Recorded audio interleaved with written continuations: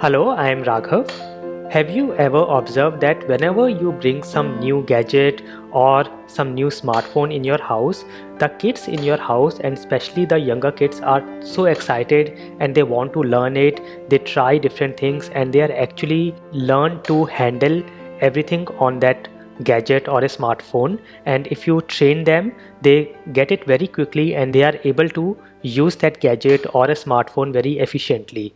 On the other hand, if you observe, if there are some old people in your house and you give them a new smartphone or a new gadget, they always say that this is something I again have to learn this new thing and it will be difficult and I don't need this.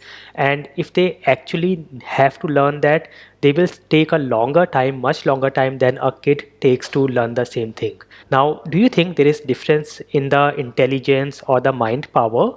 I believe the difference is in the thought process and the mindset.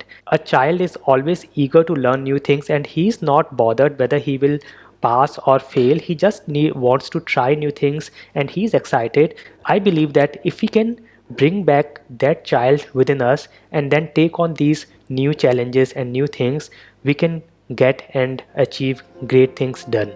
I will see you next Sunday. Thank you so much for watching.